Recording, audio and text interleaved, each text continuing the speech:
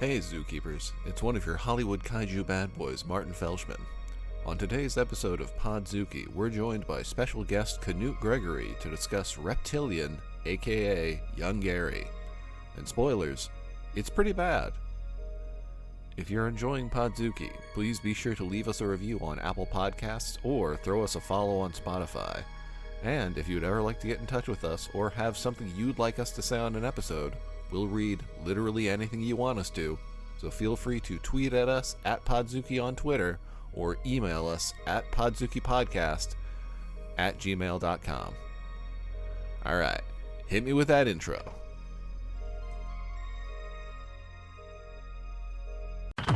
Render unto Ghidra what is Ghidra's. 10 to 1 he sees you through a beaker and a tweezers. Read the fine print and be like, what's the big deal? Spun wheels of steel since broke wheel, big wheel. Back when it was greasy as curl, now it's easy dread. Had a rhyme on how they used to tease him about his peasy head. Yes, y'all, to the beat.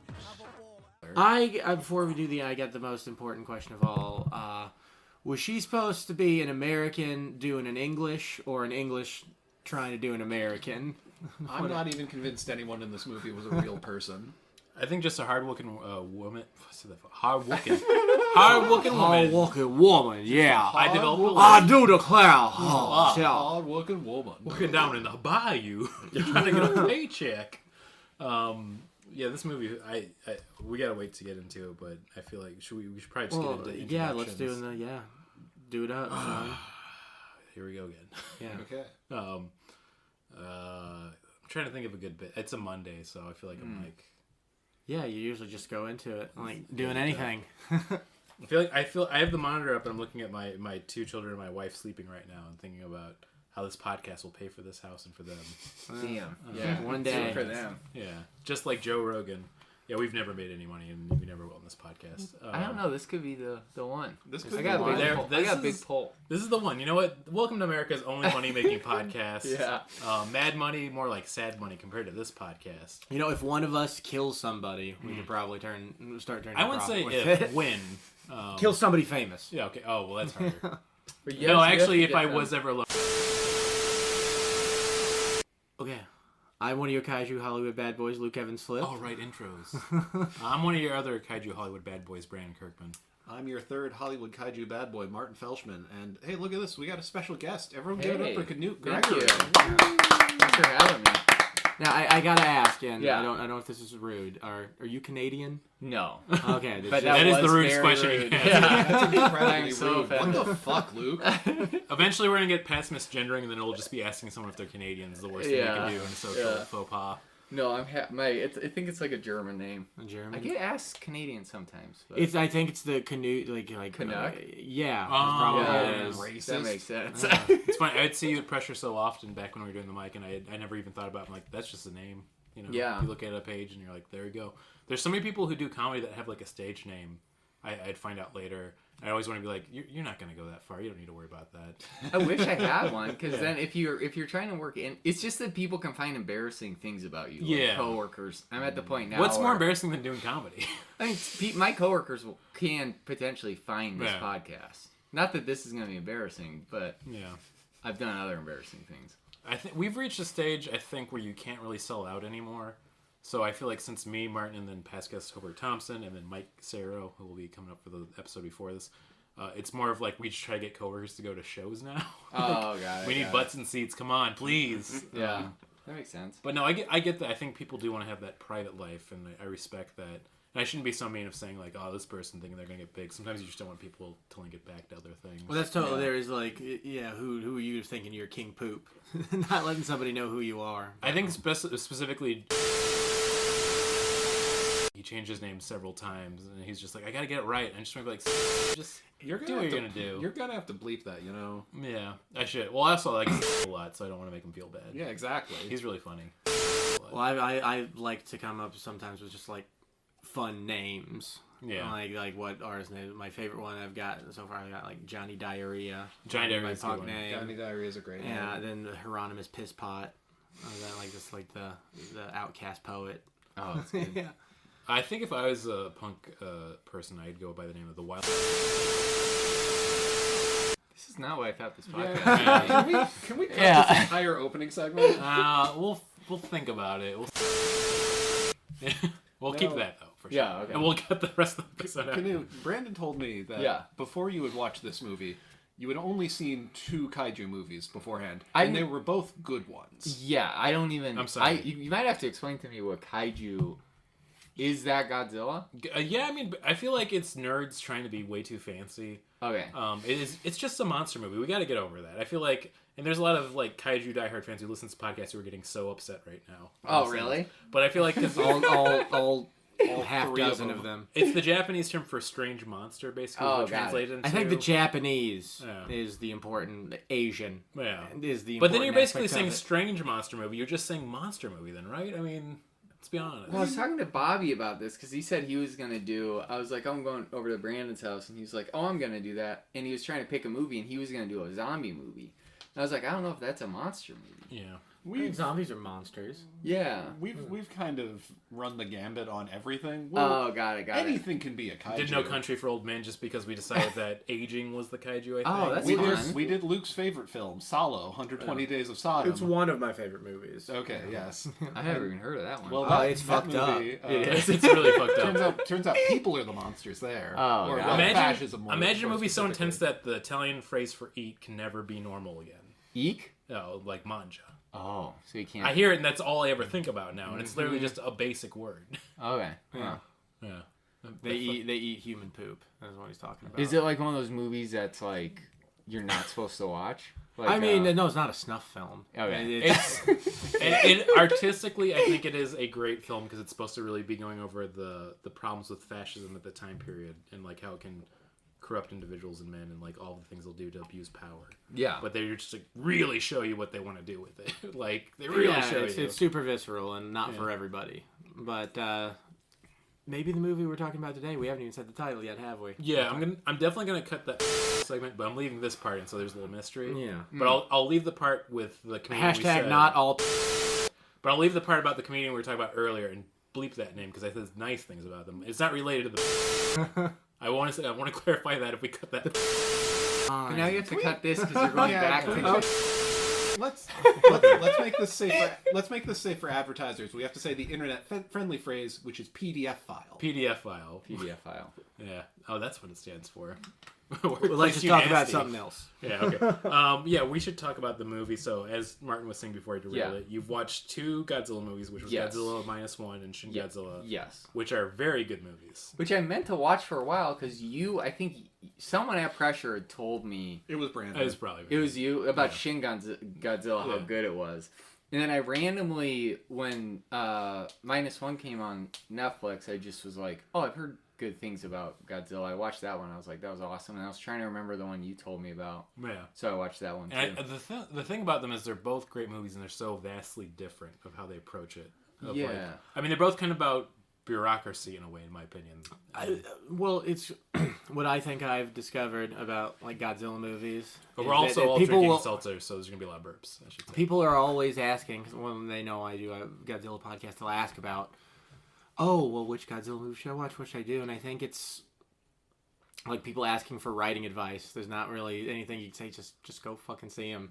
Yeah. I can't really recommend one over another. If I'm like, I could tell you about one, but if you got any questions beyond that, then I can't help you. Do you care about where they're from? Like, there must be a huge difference between like a U.S. Godzilla movie and like Oh yeah, there's a huge difference. I feel like there are, just because of where they come from, for just like the country of origin and like what's the trends in cinema at that time versus where they're coming out from, of like America, or let's say even South Korea, because they have a lot of big monster films too. Mm-hmm. It's kind of interesting because it reflects, I feel like, what's kind of going on in society at the time.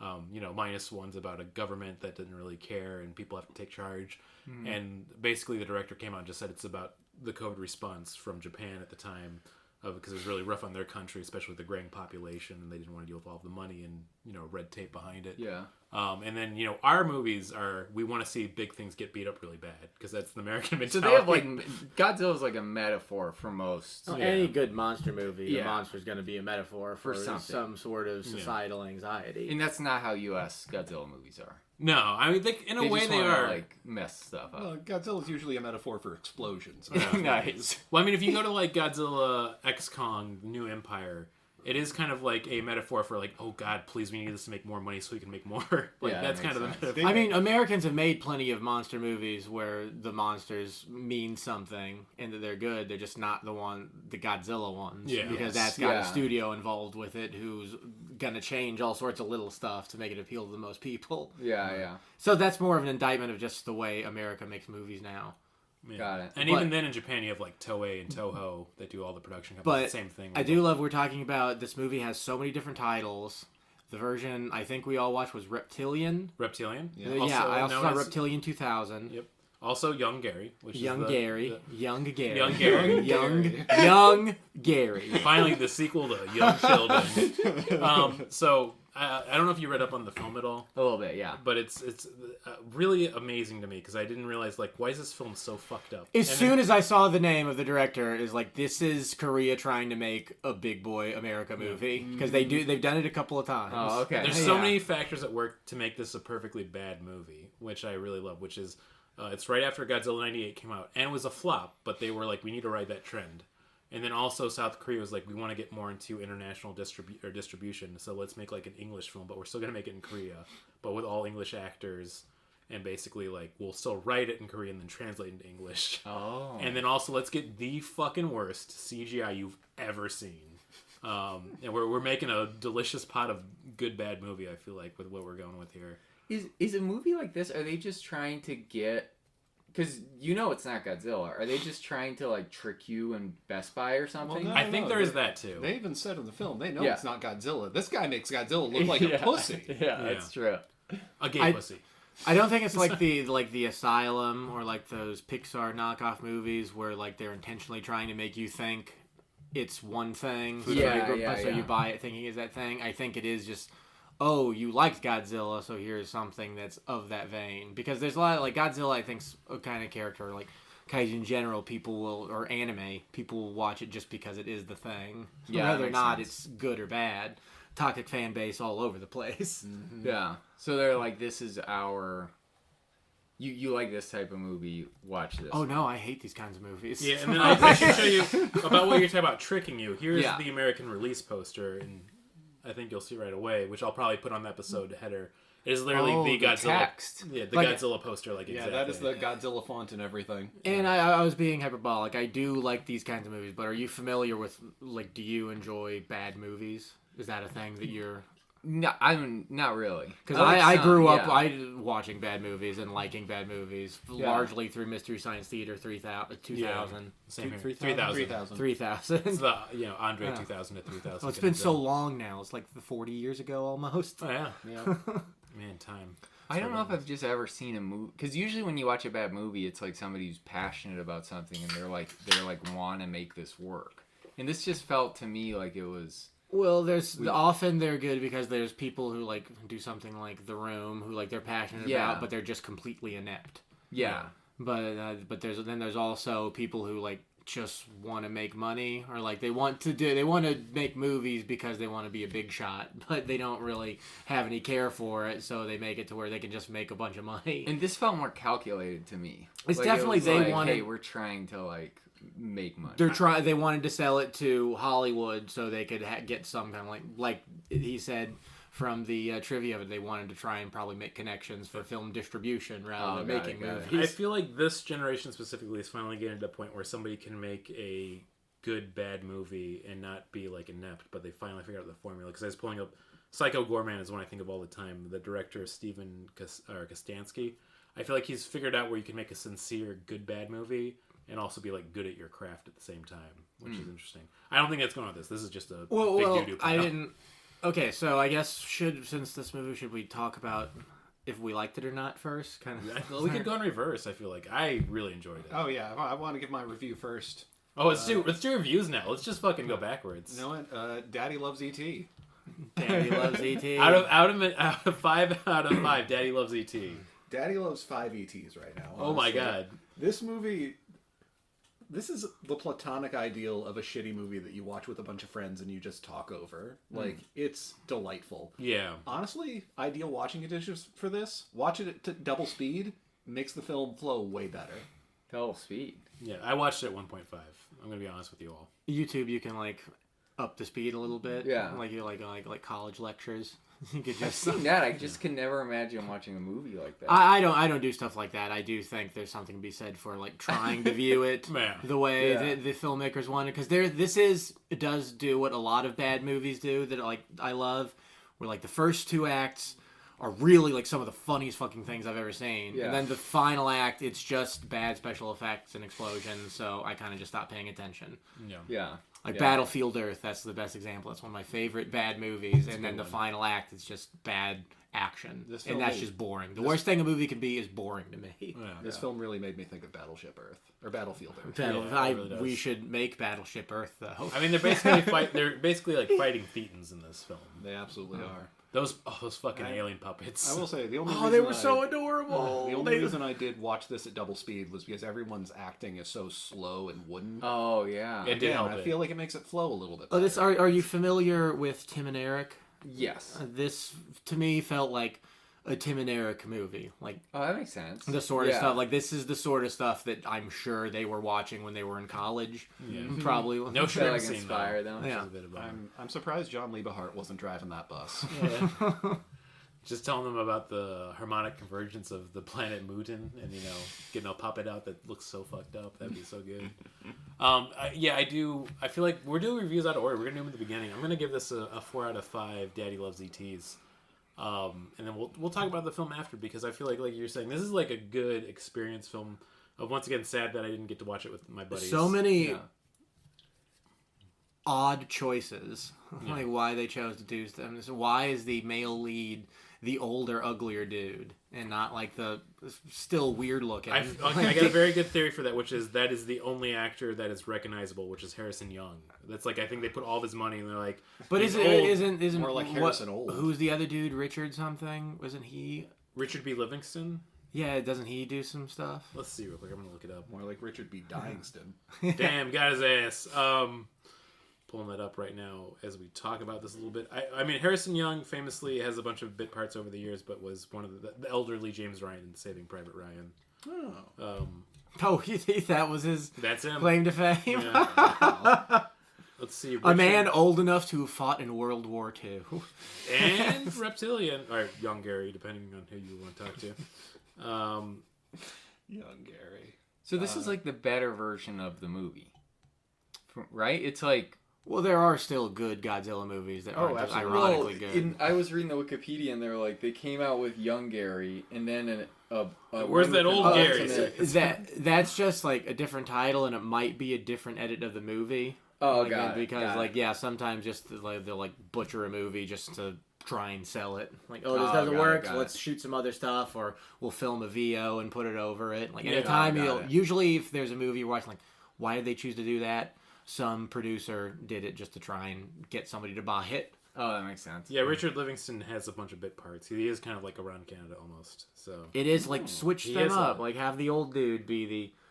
Like I'm not saying I want that Livingston dude to be like a romantic lead with the woman, but something would be nice. Oh, another funny thing. Why is it that like the higher a rank a dude seems to be, like they're usually underneath the that makes them lower rank? yeah, Like the dude in Just Fatigues is ordering around all the dudes whose chests are just covered in medals. I think they're just having fun with maybe American roles that maybe they're like, yeah, just have one guy yell at the other guy. I think that's good. I don't know if I want to give him that much credit for being that clever. Pull the Wikipedia back up for Yonggary. But yeah, this I feel like getting back to my review, it's a really good bad movie. I feel like I think having you on is perfect, Knute, because Yeah. you don't like good bad movies. You don't like bad movies in general. It sounds like. So, I just don't watch... I've never, like, watched the movies growing up. And I don't feel like I'm part of that. Hey, one of those like, TikTokers. No, I just, like... I was one of those, like... Well, we have books at home, and we'd watch... Oh shit! we'd watch, like, two Get out! movies. That's right. No, my parents. I mean, we just didn't watch. I just didn't watch them. Well, I what just is a haven't good- been exposed to like a lot of movies. What is like when you think about movies? What is like a good movie to you, or what is a movie?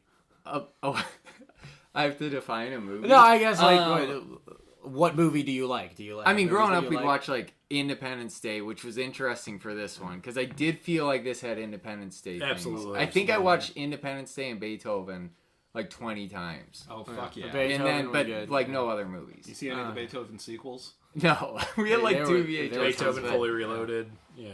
Yeah, and I'm getting more into. I just watched the Alien movies like 2 weeks ago. Ooh, I love I'm like those. slowly catching up with everyone. So You know, the Beethoven series, that's a kaiju. That's a very big Oh, we, yeah. we still haven't done it, which I think is funny. is it a kaiju? I No. consider it a kaiju. Technically? It's a very big dog. We did Clifford the Big Red Dog. We did, yeah, but he's at least giant. Like he's at least giant Have you size. seen how big Beethoven is? He's a big fucking Beethoven's dog. big. He's big. What, a mastiff? Is that what he is? No, he's Saint Bernard. Saint Bernard. yeah. Yeah. Mastiffs are also big dogs. Though. They are, That but much is you're- true. I wasn't wrong about that. You're thinking of Marmaduke. Common misconception. I wanted to pull up the Wikipedia to go over the story for all this, but just the Marmaduke's a Great Dane. Sorry. It is really great. I was gonna make a Marmaduke joke, and I just like, what's the point even? What's the fucking point? That dumb big dog. I hate him. Voiced by Owen Wilson in the movie. Oh hey, I'm a big dog. Wow. Wow. I hope he's doing well. He's pretty fun in the Loki I series. hope Owen Wilson's okay. I mean, no, okay, let's not go down the. I know there's that graffiti is alive and well for Owen Wilson. What graffiti? You guys seen that? It's like No. an Oh, outline of a wow. nose. Yeah. And then it says Owen Wilson underneath it. But it's got like a little like bridge bump. Like where he just like I see it and it makes me laugh. And it's in Chicago? I think there's a bunch of places where there's one like on Kedzie. You're going south, like Kedzie and Belmont. It's on like a pillar. Oh, over I know there, that but is. I'm gonna have to check that out. I feel like it. I recognize that. I think it's interesting going to past guest of like Drew Brown, who also has not watched a lot of movies, and we made him watch like Mothra, Yeah. the '90s one. He was just like, I just had a good time watching a movie. I don't watch them often.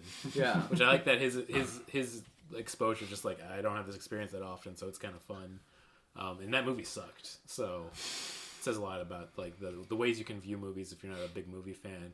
I do think I have this argument a lot of I enjoy a good bad movie because I also grew up on Mystery Science Theater 3000, but also like there's the point or the counterpoint. It's a complete waste of time as well. Like I feel like watching something poorly made. Well, I think I like I think that you brought up The Room. I was exposed to that when I was in like Florida, so that's a movie I've seen a lot. And there's something about like bad movies where you can tell people like are really passionate about it and they just fail. those Where I'm are usually the best ones. Yeah. Like Battlefield Earth has like Scientology behind it, and also the performance of John Travolta. These like someone really was trying to make chef's something kiss. good. Yeah. And like was passionate and about it. fails. Yeah, and this one I just felt like I was like, I don't know. I've never seen a movie like this where I don't think they're passionate about it. Oh, no. I just think I don't know what the motivation is, and I just had never like been exposed to something like I that. like a bad movie that feels like a mystery when you watch it. Like how did there's a podcast called How Did This Get Made?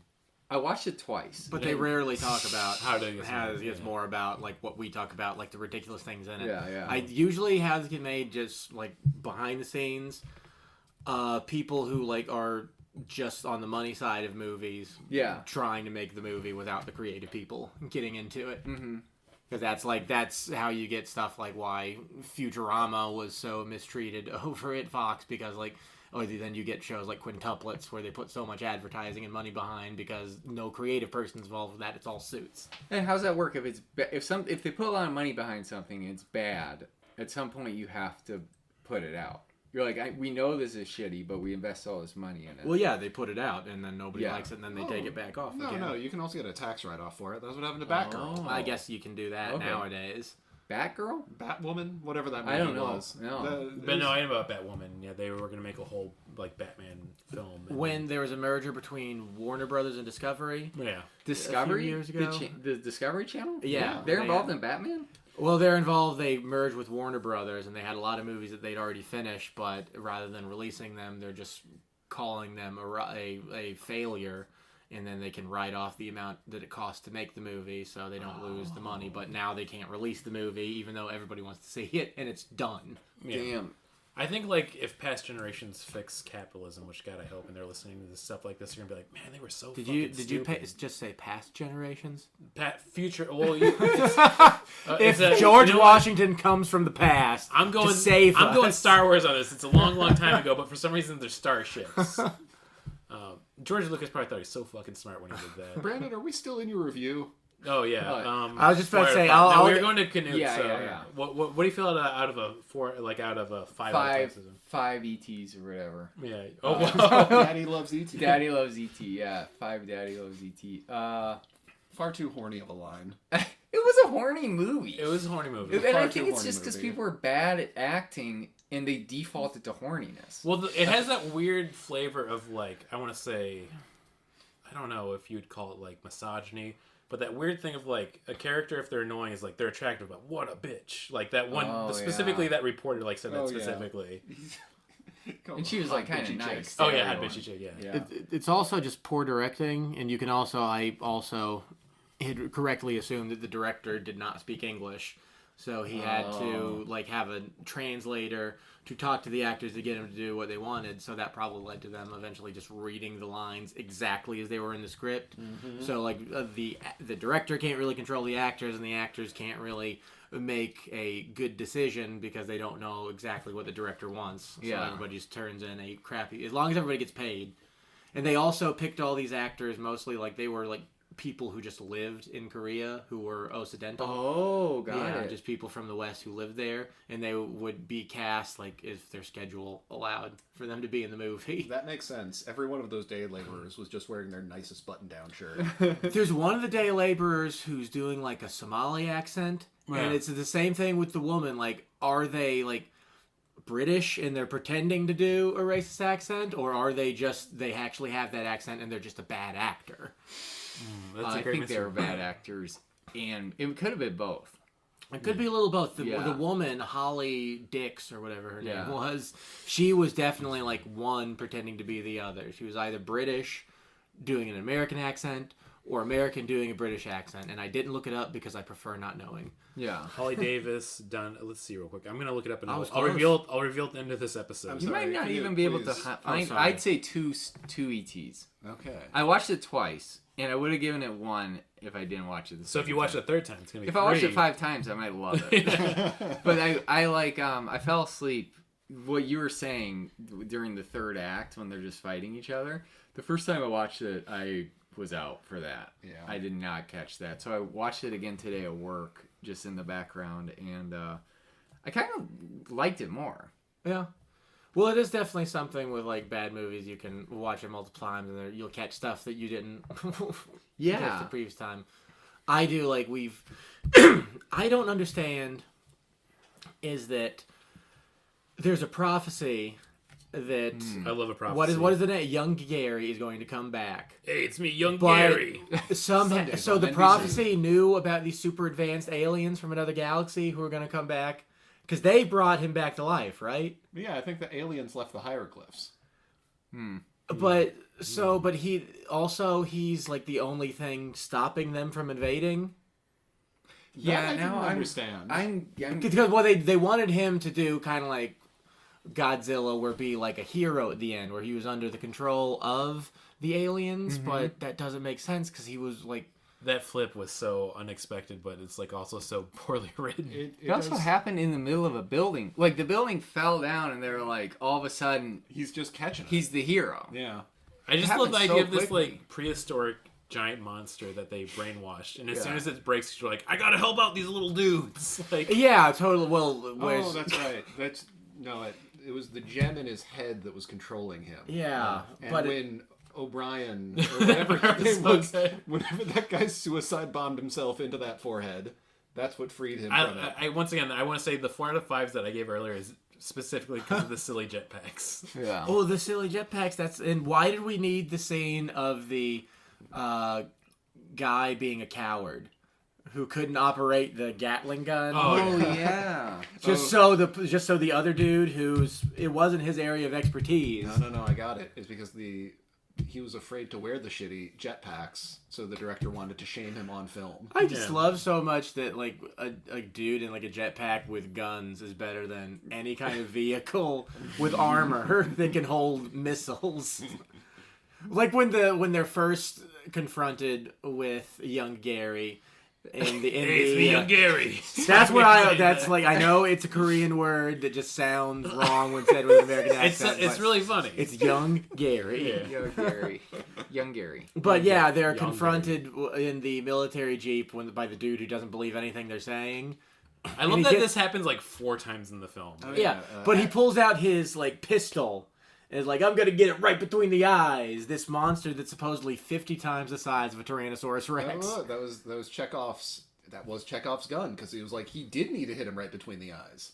I guess Oh, just you have to like commit suicide while you do it. Exactly. For it to That work. was the Independence Day part where I was like, oh. That's definitely my movie watching did prepare me for this That is moment. absolutely Randy Quaid from Yeah, Independence Day. Yeah. I'm back. What happened to the guy's body? My theory was that he hit the stone, went into the guy's brain, and became Yonggary. Yonggary. Oh, I like that. Really? Even better. That's what I thought the first time I watched it, but I was also like half asleep, so I was like coming to, and I was like, I thought that's what happened. Yeah, I did not get that, but did they ever show the diamond falling off? Because I was making a sandwich, I think, during this part of the movie.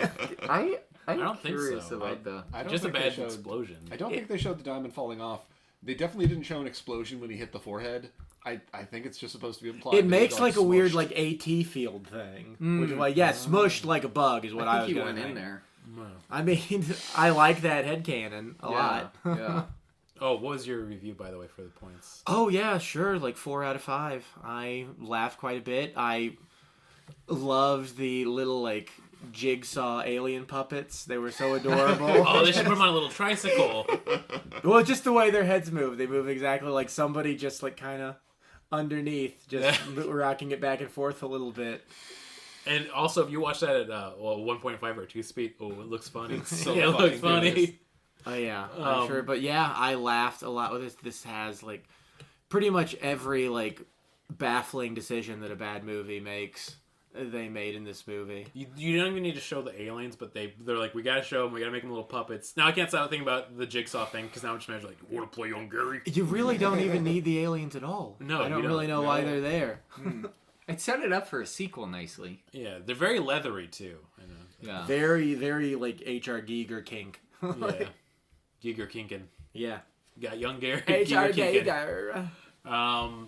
Yeah, I feel like we're kind of like on the same page. I think even you having a 2 out of 5, there's like moments of joy I feel like you could find in this watching it with somebody else. Maybe getting very high. Yeah. Just like having a good time with friends, drinking a beer or two, or you know, any type of beverage. I don't want to put that out there.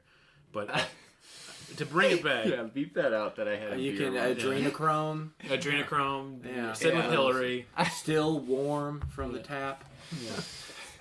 Gonna make the whole thing we beeped out earlier even more confusing now. Oh man, right? You don't I have to mean, keep we- referencing it. Yeah, I think we do.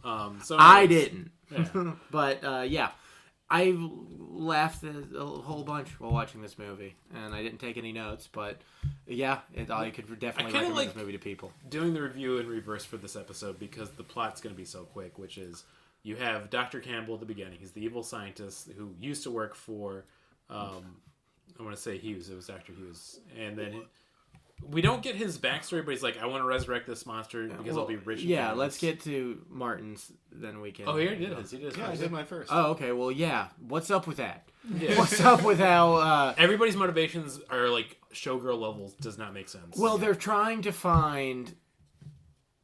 Campbell's the evil guy. Is that his name? Yeah, the guy who gets stomped really Okay. early Does on. he think it's just a fossil, or does he think there's some kind of power he can harness? I think he thinks he can both harness and control because at one point he even says like, "I can stop this guy" when he's like stopping. Oh yeah, Podzooky. he said he created him, which Yeah. like doesn't Which he make didn't any create goddamn at all. sense. It would have been funny when he did resurrect him if he said it was alive, but in like the Frankenstein. I do love when Younggary's like teeth. Hey, it's me, Yonggary. Yeah, when his teeth just sort of like batarang out of the Oh, fossil's yeah. mouth to It's kill so some dudes, good. and And then then- go back. And then like a minute later, he says like 90% of the workplace accidents are from carelessness. Oh yeah, he keeps brushing it off, and everybody's just like, cool. And even when like they finally start to mutiny, they're like, you're all illegals, and I will report every single one of you. Basically, he's like perfect CEO material, like in the 210s or 2020s right now. He'd be crushing up there with Bezos and Musk. He'd be doing such a good job. I mean, that could have been like a good, like just finding random dead bodies on your dig site. There's something like good about that. Yeah, you're getting. But they did it in like a bad way. Yeah. Like they took a good thing. They ruined it. I do like the idea of just finding dead bodies. That would build like a little mystery. Can we But talk about how they introduced the photojournalist? Because who Yeah, was that's that? cool. Who was that guy who called him to get him on the thing? That seems so great. Oh, I feel I'm gonna finally get his ass by giving him a bad job, but he works for me. Like the whole logic, if you try to follow it, it's really confusing. Also, that guy demanded to be shirtless for that because he was Absolutely. working on those abs. Well, I love that scene because I love low budget movies when they're like, okay, this dude's he's got like this super hot chick like all over him. Yeah. But We need to know you've this only- minor character for 1 second is virile. We Yeah, need you but- to know this. But they could only afford like the third hottest girl in the group of girls at the bar. Yeah. Nothing against that woman. I'm sure she's a perfectly fine, handsome woman. But when you like going for the cat call, you need to get. They didn't have. I'm done talking. They don't have.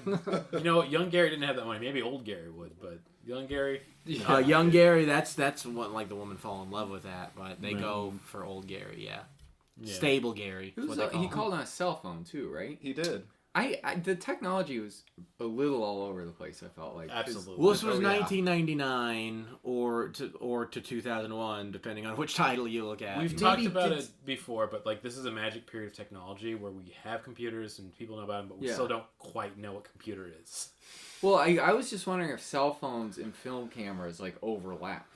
That I would figure that guy would have a digital camera. I think it threw me off that like No, a photojournalist definitely would have still been using a film camera. Okay. So In yeah. 1999, yeah, I think so. Yeah, but I do love that they have all the like little things that you pick up like if you watch a lot of movies, but you don't really understand them, like tropes. Yeah. Like he was wearing the leather Kangol hat, which is like universal for sleazy tabloid type photojournalist. And then even friggin' Hank Azaria in the 1999 Oh, yeah, he American does. Godzilla movie is wearing. It might not be leather, but he's like a quick news What was his cameraman. nickname again? The Beast, I think, or something like that. In that? Something dumb like that, but he definitely just did the New York guy accent that he does in The Simpsons. I also couldn't tell if he was like a super famous photojournalist or like completely unknown. Because the woman recognized him at one point. Oh yeah, And then- immediately. It was wild. Like even if she'd read his stuff before, like you wouldn't have seen a picture next to his car So he article. seems, necessarily. so on some level, he seems like wildly famous, but then he also sounds like this is going to be his big break, and that he's kind of a loser. He's an absolute loser who's been published in Time magazine for some reason. And Yeah. that, They kind of seemed like they wanted to have it both ways. Like he's just in it for a buck, or like he actually has genuine ambition. His visual shorthand is he's just in it for a buck, and he's sleazy. Which is Yeah. weird because I assumed he was going to be our main character, but then he just disappears for most of the I movie. did too. Yeah, and they can't figure out what he smokes. He either smokes a cigar or a cigarette or nothing. Oh, I love the one army general who's just biting a cigar the whole time. Sometimes, and then other times he doesn't have a cigar. At the end, when they light up the biggest cigar I've ever seen Chekhov's anybody. cigar. Also, I had to look it up. Hank Azaria in Godzilla 98 was Victor the Animal. The animal. Animal. He don't play the drums. Yeah. He could. So Dr. Campbell resurrects the monster. Oh, why was Professor H, the good guy in the movie, Hughes. when he's like lost in the same cave, which he's been lost for years apparently, but he's like trying to light a cigarette for some reason, just so he could light up the other fossils? That was just a weird, like the use of cigarettes and cigars. I don't know if that's because That like was in at the Asian beginning of countries the they movie? love to smoke. that was right at the beginning. Yeah, right at the beginning when they're like the evil guy and his students are Yeah. searching, but then they hear there's something back there. That's got to be Professor. What's the good guy's name? Hughes. Hughes. Professor. Yeah, like Howard Hughes. And I also love the beginning when like Dr. Campbell has his one like minion start doing the digging, which I started referring to as the off-brand Paul Walker Hauser.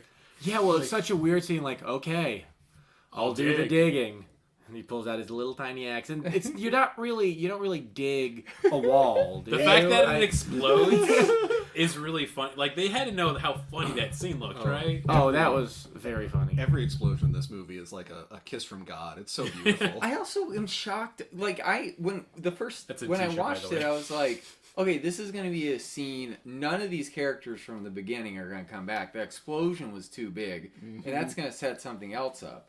And a bunch of those people came back. That explosion was huge. That should have killed all everyone. of them. I only remember the evil guy and Dr. Hughes coming back. Some of the other guys might That's have come more than back. should have, because there Well, was more like, than should have, there was yes. like skeletons floating in fire. Oh, the one, his skeleton, Yeah. like, flying and hitting the wall. It was like oddly gruesome for this movie. Yeah. I was pumped at that point because I also liked the. It was a step away from going through, like, a basketball hoop into a trash can for how it hit the wall. I guess only 2 people came back, but I really expected it to be one of those things where it's the scene that kind of sets up a cold open, movie. I think is what you'd call and it. then it'd be like Pretty hot from that new- explosion. Yeah.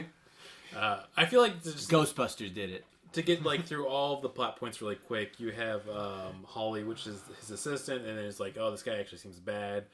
Is also a scientist, and then you have Bud Black, our journalist, that's trying to get pictures. Dr. Campbell revives Yonggary, but we also find out there's aliens that are like, we got to bring this guy back because we hate Earth. They never really explain that either. They have like their invading force. You see like battle cruisers, but I guess they can't go into the atmosphere and do anything. No, but they can explode everything that's not in the atmosphere. Yeah. It's crazy because this is Well, it's respect of God. this They know is it's his domain. This is basically the same concept as a couple of Godzilla movies, like some of the best Godzilla movies, actually. Even like this is Monster X, essentially, which is one from 60s probably. 60s or 70s. Yeah, I think about their outfits all the time. They're so fucking on point. Yeah, Those- but that's something that's again those something aliens, like you yeah. said, where there are people that were making those movies back then who give a shit, and usually if people there are people who are coming about it honestly and have some genuine love, you get something out of that. So there were alien Godzilla movies before? Oh, yeah. Has Godzilla always kind of had aliens around? Not in the first couple of movies, but eventually when they became they started becoming very comic booky after the first couple because the first two are like the first one's like serious. It's Yeah. it's incredibly grounded. Okay, the first one. Well, grounded for the time. Yeah. Okay, got it. It's grounded like when I was freaking smoking my dad's cigarettes and he found out. But then eventually, like, Godzilla movies became, like, kids' movies. And Godzilla was, like, a good guy who would end up, like, saving the day from some other monster. No. Yeah. Which they still did. in Which this they film. did at the end of this movie, which, like, Such that... a wild choice. Yeah. It's so wild to me. Well, even the CGI models are bad. And their colors are so... They're, like, They were gonna originally- brown. Yeah. They were gonna do practical effects for this film. I gotta pull up the picture again. And, like, the costumes look fucking dope. Like, Well, that's the thing. Like, they said they used Look at that. the costume for, like, one specific scene. But That would've I been was fun to not watch. really paying attention. But also, I like the head. The head was Yeah. really cool. the head's Looks like. kind of cartoony. Ooh. But also, if you had these with the practical effects and the bad CGI around them, that would have been even better. Though. Oh yeah, ones where like they're in like actual dudes in suits are usually the best as well. Yeah. Because those are like it's something that's actually there. You have a sense of its weight and where it is in relation to everything else. Because so much of this, people like in one shot, then reverse shot to see you the monster. And, like you can't have them in the same shot and they're just reacting to nothing. Yeah, that makes sense. Yeah, it's. I mean, we already kind of went through all the plots after Yonggary gets resurrected by the aliens. Well, they also teleport him in and out, which I think is kind of funny. It's like they're doing a bit each time. It's something where that's when you're writing a script like, well, wouldn't they like just follow him if he's like walking? Like, well, let's just have him disappear. Like that's because you can't figure out how to write yourself out of something. But there were also 2 places they mentioned New York City and Roswell as like references, but everything in the movie was either the city and not the city. You never had any idea like where. They never said what city they're in. Oh yeah, It was either They needed to keep Not it as the city or the nondescript as city. possible. Yeah. Because everything was being filmed on a soundstage. Yeah. Oh, I love the. I don't know if you guys noticed this, but during the big fight scene where there are the 2 monsters, the city was essentially like it's all the skyscrapers, right? Mm-hmm. And then the 2 monsters are standing here and here, and they're standing on what essentially is a 20-lane highway. Right. And I think it's only because they didn't want them fighting around buildings. It seemed like they just had all these skyscrapers, and it's literally like 20 lanes where they're fighting, and they Well, don't. yeah, they probably just didn't want to animate. It's just all that the other craziest city design. You would never see that. It was like 10 lanes each way. There were definitely a lot of corners cut. Like there were a few times on like the alien ship where you could tell rather than like they were trying to do like a shot of around the ship where Yeah. you could tell where instead of animating it they just manipulated the image to Oh, like yeah. foreshorten and look like you were going around it. How do they? You remind me of like a thing that I was trying to look up the actual term, but in Ultraman they used to make a joke all the time because when Ultraman would have a fight in the city, there'd suddenly be a giant, basically like circle for them to fight in, where Yeah. there's no buildings, but there's buildings all around it. It's something like the Japanese term for like basically Ultraman Coliseum, where like they just plan so poorly. Yeah. Like there's city on the background, but for some reason there's like 300 feet of space to fight. So I like that they're kind of honoring those traditions of being bad at what they're doing. Oh, I just had never seen anything like that before, and I just thought the idea of having it was like 10 lanes both ways, and it just so they could like. Yeah. Well, you know, Yonggary hasn't been around for 200 million years. That's Guess true. who the original city planner was? Oh. Oh, Yonggary. Yonggary. Yeah, he knew the fight was gonna happen. Old Gary, no interest in the automobile. Oh, I also Dumbass. love that shot when they're just helicoptering him to an island somewhere. Yeah. Just be They were literally just one line of laziness away from like, well, they do it for Godzilla. yeah. Like, he gets his own island too. Yeah. Fucking call it, I don't know, Mystery Island or something. Yeah, basically they just don't have everybody waving away. Yeah. Goodbye Oh, to God, him. that would have been so good. I'm been surprised so they did, and good. they had everybody standing there. Do you think they set up a sequel on purpose? Like, did Yes. they think this was going to be a big enough movie? Where... This is okay. Well, I should talk about this. Is the thing. This is like one of the original Morbiuses, where when it first came out, it did fine in South Korean theaters. Yeah. But it did so well. They decided to do a re-release that they called Yonggary 2001 Upgrade Edition, and it lost the money because they did all these reshoots, put it back in theaters, and nobody wanted to And see it. that's the again. one we saw. That's the one we saw. Okay. Oh, that's so good. So this is kind of the think that's a original little Morbius. different from Morbius, though, in that nobody saw it the first time around Yeah. either. So this is still more successful than Morbius. But Yes. it basically did the Morbius better. So, yeah. So they were like, there is something, because the second movie would basically start with him, or Yonggary getting bigger, because they also said it hasn't even hit its full form. Yeah. So it'd be like a better version of Yonggary, and then the aliens come back down. And That'd it's be like good. a second. Well, they set everything up like basically. And the aliens could like form a giant like robot ship that's like a giant monster he could fight too. That'd Oh, be that'd cool. be cool. Oh, Well, fighting the- that ship would be cool as hell. That's a great ship. They have a great spaceship. The Yeah, the tabloid dude was supposed to be the villain of the sequel. That never happened. Oh. Like there was a deleted scene, or I don't know if they shot it, but where he was supposed to get access to some DNA thing, where then he would be the villain of the next one. That's what the IMDb trivia says.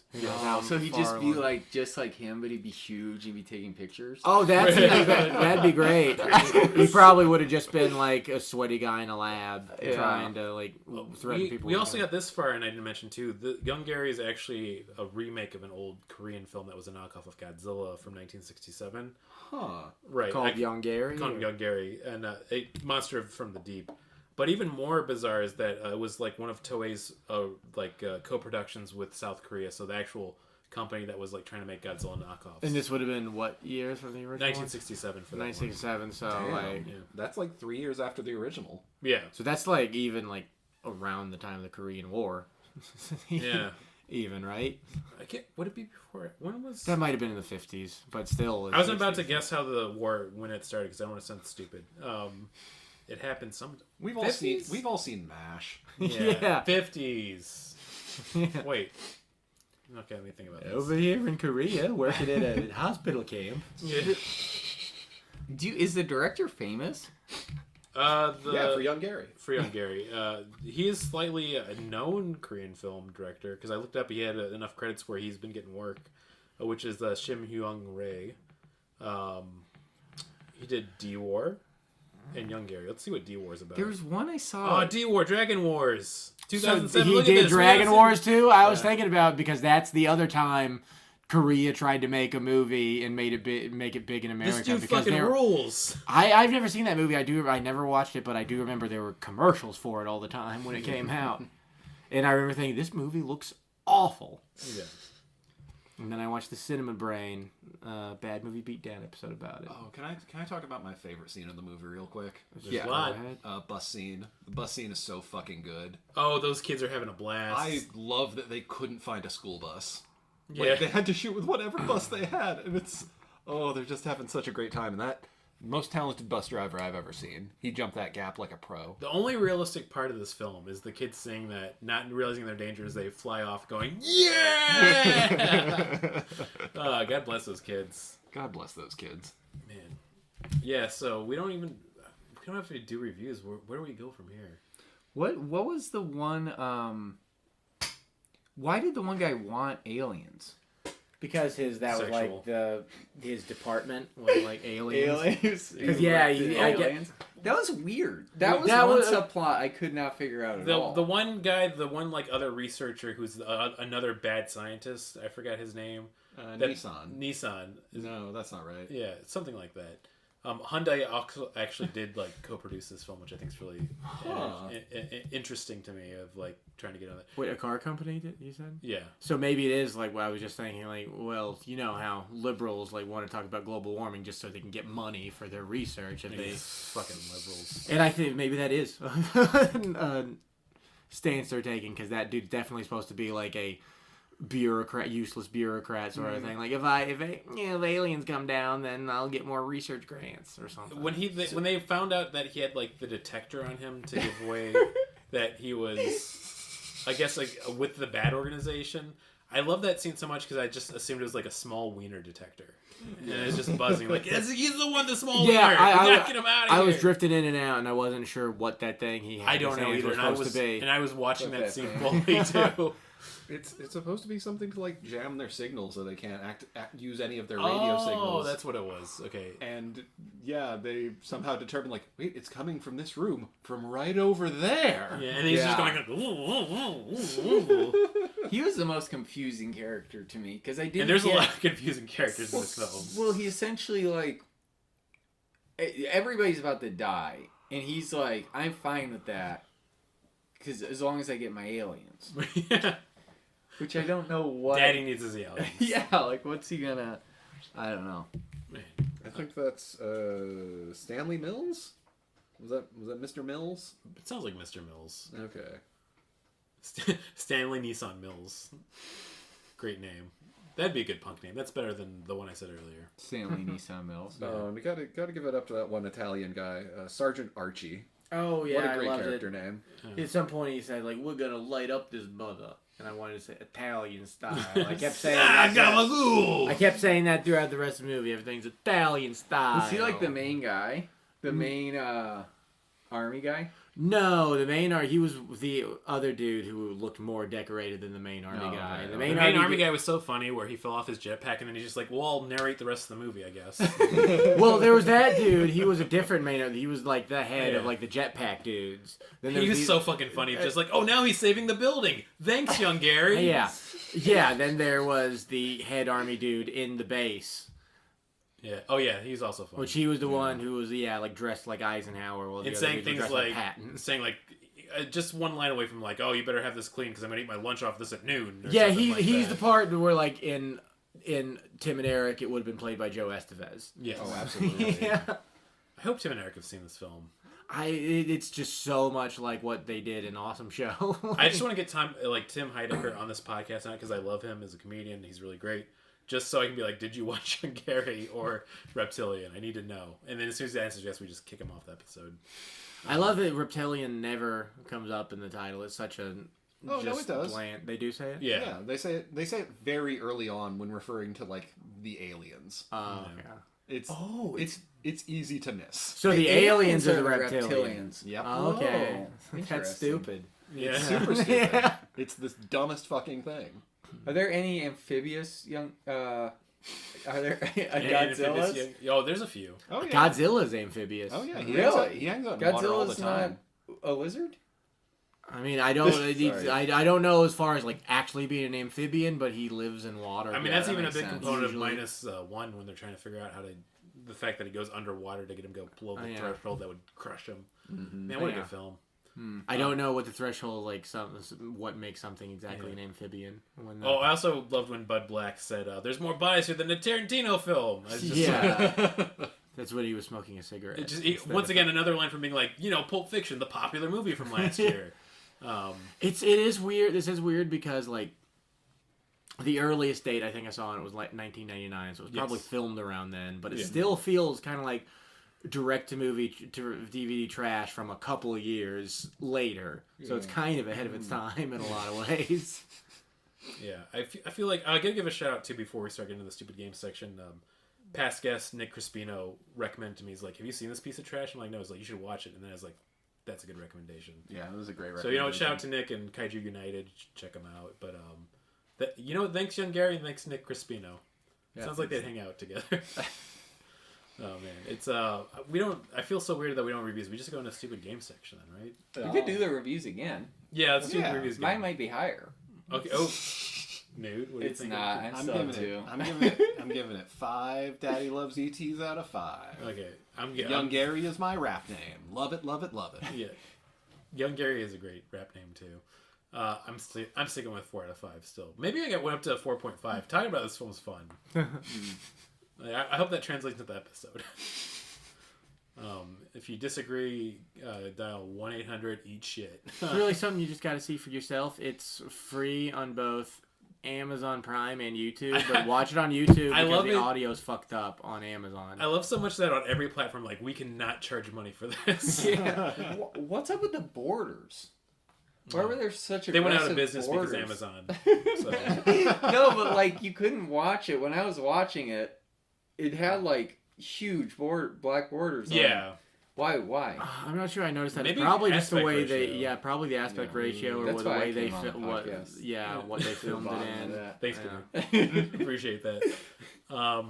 Probably was something with the weird, just like transference of whatever they shot it on. Yeah. I'll be frank. I watched this on my phone. I didn't notice borders. Oh, they're huge. Damn. They're the biggest borders I've ever seen. Best borders you've ever seen. Never seen a better border. Yeah. Chicago downtown borders. Every day it became the Uniqlo, which also went out of business. Borders and Boundaries, best Less Than Jake album, all time top 10. Even better than Cheese. So when they became more than Jake. Okay, let's have these jokes. Stupid games section. Quit playing Stupid games. with my heart. How tall Steve Buscemi? 5'8". I've forgotten again, which is really funny to me. I think we discovered last time there were some disputes, so I'm going to say 5'9". I'm going to go with the 5'9". I'm also gonna say 5'9". Okay, We don't look it up. That's the end of the game. Okay, We listeners at home, you probably can Google right now. I know. Fuck you. Steve Buscemi is exactly 69 inches tall. Yes. Is that the dispute though, where we found out the math was off on that?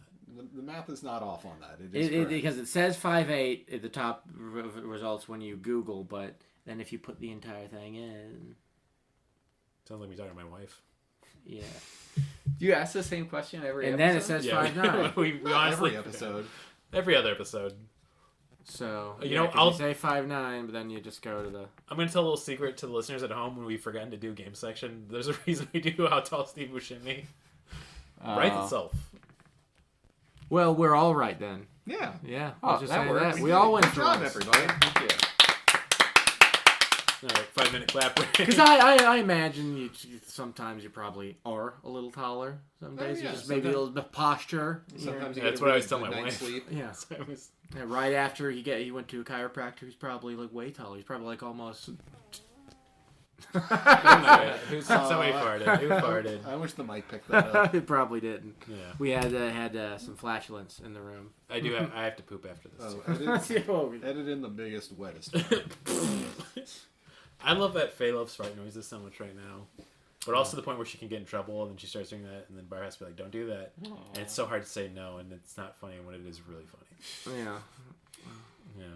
Well, that's a little peek into my life. That's the beauty of fatherhood.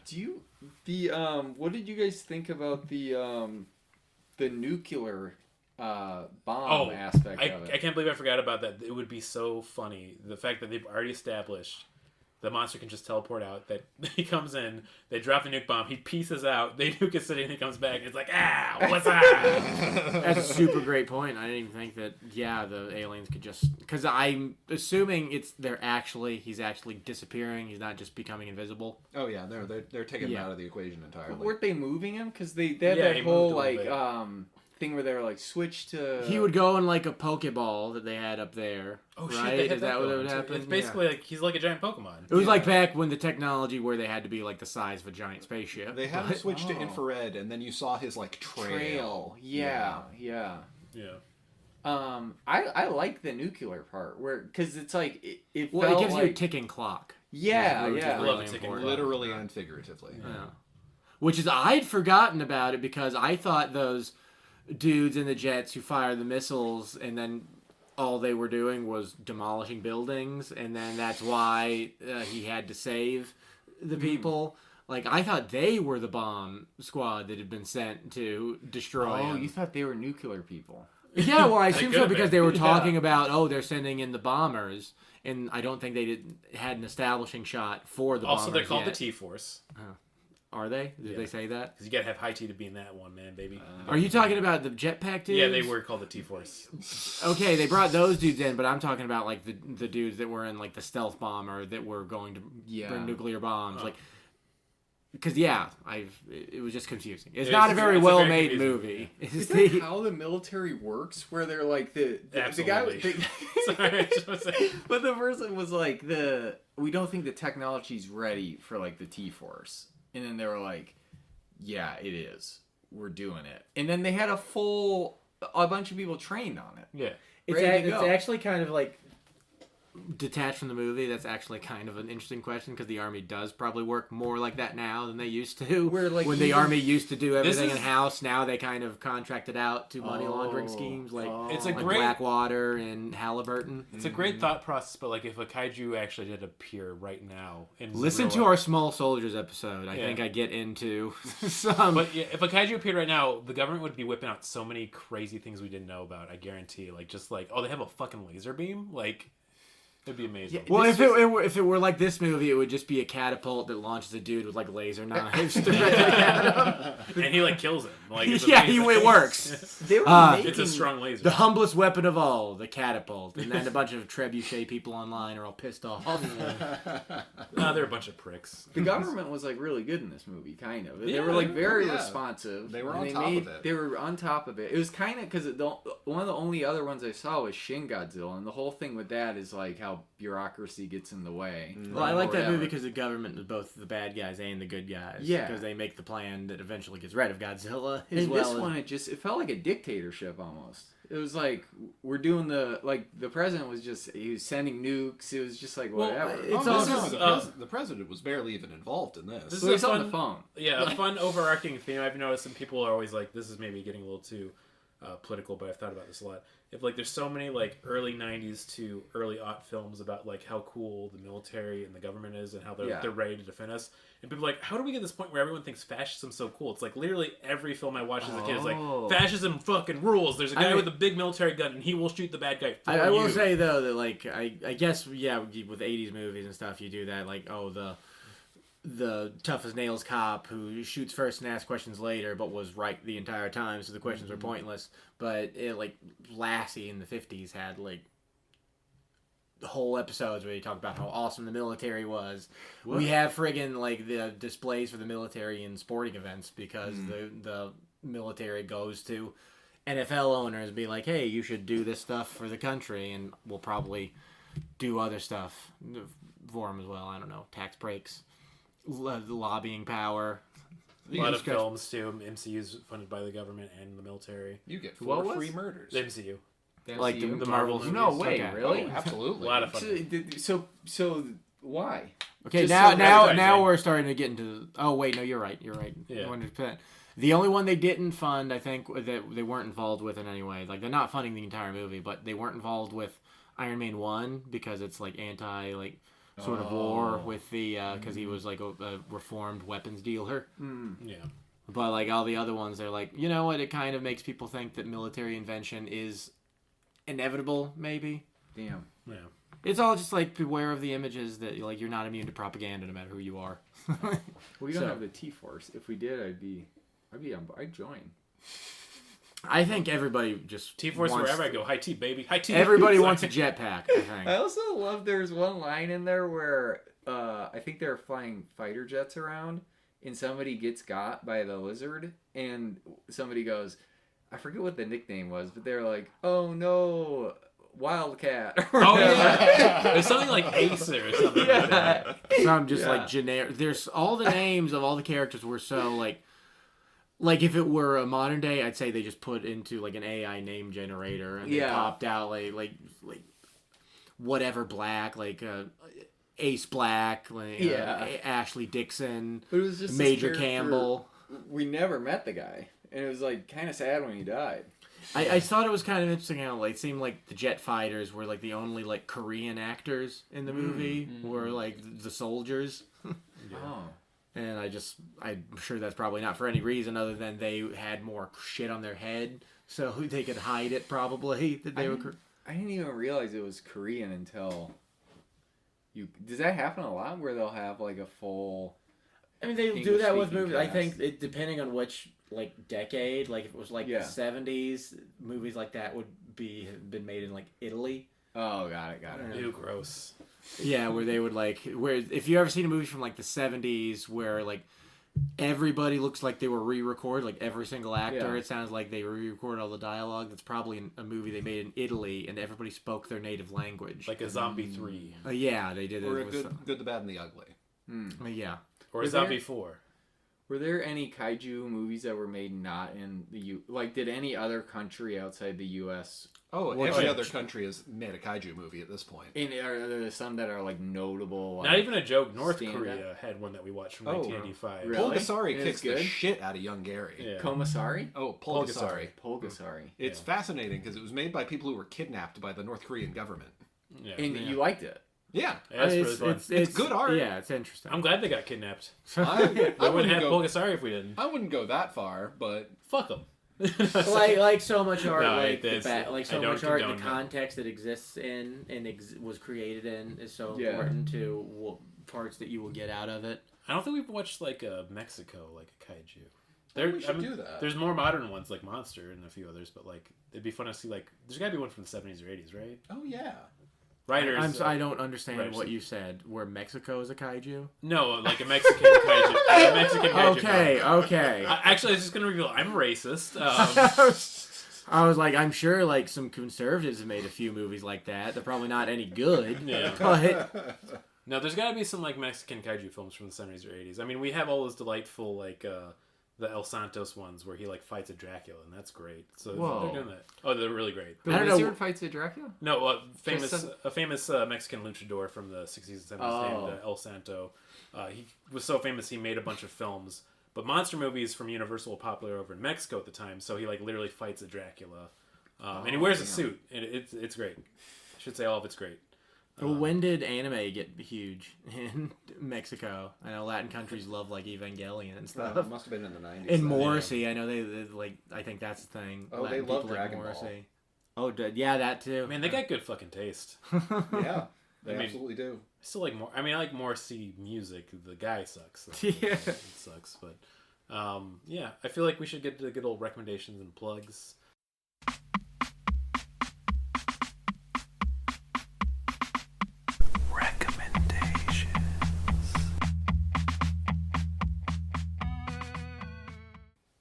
I'm gonna recommend. I've been watching the new season of Kamen Rider Tokusatsu series, which is interlaced with kaijus. I don't need to get into it. Anyways, the new one's called Kamen Rider Gav, and the fight scenes are really cool. That's all you need to know. They're really cool. They're also candy themed. So like the guy's like got a chocolate suit and that fires a gun. And the bolts are chocolate bits. It's really fun. I like that. The chocolate suit fires a gun. Like, Like the chocolate gun suit comes has a out, coming gun. out of a gun. It has a gun and it shoots chocolate bits. A gun shooting a gun is funnier. That is pretty fun. Actually. Because like it wouldn't like it would probably hurt, but like it wouldn't kill you. Unless the tiny gun shoots It's too bullets. big. Yeah. I don't know. I feel like I'd die from getting impaled by a gun. I mean, yeah, it would just like you just a massive bullet. Not me. I'm too strong. Like getting a cannonball just like straight through your sternum. Yeah, and I'll also plug, as always, the second Wednesday of the month at Lincoln Lodge at 7 p.m. Thirst for Adventure. Great show. Might be a producer on it. Who knows? Won't say. But it's a D&D live play that we do. We get a bunch of comedians. It's been a blast every time. Good show. Well, I'll recommend the new Zelda Echoes of Wisdom game. It's fun. Mostly I want people to buy it because I want them to make the Oracle of Seasons and Ages game in the exact same style, no matter how unlikely that is. But it is a good game in its own right. It's maybe got some growing pains for like its style because it's not a standard Zelda game, but it is fun, and I think it's worth the money. So maybe, especially if it like drops in price a little bit here soon, from like $50 instead of $60, then definitely pick it up. Oh yeah, wait around for a Black Friday deal. Yeah, absolutely. And plug Brandon's show. Oh, thank you. I appreciate that. I'm also going to plug Brandon's show. Oh, thank you. And you have to buy 3 tickets now if you're listening. I'm going to recommend Over the Garden Wall. It's perfect time for it. Great seasonal show. Fantastic for just November and fall vibes. This is probably going to come out after because I think it's going to be mid-November when we get this out. Yeah, mid-November. It's perfect for mid-November. Oh, because the Music Box they're doing a showing on November 6th. It's so wild. Well, I didn't mention that, Brandon. Why are you bringing that up and making me sound so shitty? Be cool. Check it out. I really want to go see it. It's so wild to me that it's like, how many episodes is it? Like 6 episodes? 10 episodes, but the way people talk about it online, it's like it's been a show for like 20 years or something. Yeah. Like, well, I've watched it enough to watch it every No, I mean, and I'm the person who's always saying, like, let things end. Like, things don't have to be going on forever and ever. I hate that, like, things just keep going. Yeah. They're bringing Robert Downey Jr. back. Why? And it's a great example of, like, that was a one-off series they weren't going to do anymore with it. And then I think about, like, the Watchmen series that came out to HBO. That was a one-off, and Damon Lindelof was like, "Yeah, I want to get one message out of the season. I'm done." I mean, it's a one-off, but it was like based on Watchmen. Yeah. So that kind of diminishes it a little bit. It was pretty. I liked it. I liked it too, but okay. I don't really have any suggestions. You can recommend anything, like a feeling. Yeah. A feeling? How about happiness? Oh, wow. No one's ever done that before. Maybe if I was a fucking idiot. Yeah, not my cup of tea, but to each their own. Season 1 of Love. Wait, that's a real show. It is a real show. On Netflix. I've actually been listening to a lot of Don't Stop or We'll Die the last few days. So. Yeah. Is that James Bond? It's Paul Rust. Oh. Because he's the main lead actor with with Danny Jacobs, and then also Mike Mitchell's on it from Doughboys. A lot of earwolf people. If I think of a recommendation, can I email you an audio clip of me? Yeah, please do, because I really like it. It's really funny. I'm going to hold you to that now. Oh, no. Okay. And here it is right now. Knute didn't send anything in, and I was unable to find out if Donna Phillipson, who played Holly Davis, was an American doing a British accent or vice versa. Sorry. Okay, there cool. we go. That's great. Yeah. Well, you know what? I think time for Did we all get our recommendation plugs in though? Yeah. Yeah. Wow. I know. It seems like it's kind of like Yonggary, where I feel like it's already over when I was just having fun.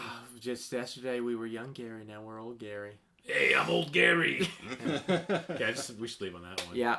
Should we do a sign off still? No, I'm just gonna. You ruined it. Cut it on Yeah.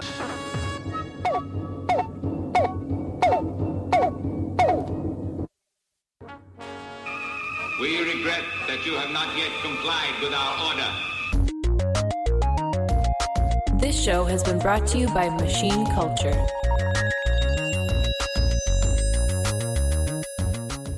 The words get stuck in my throat.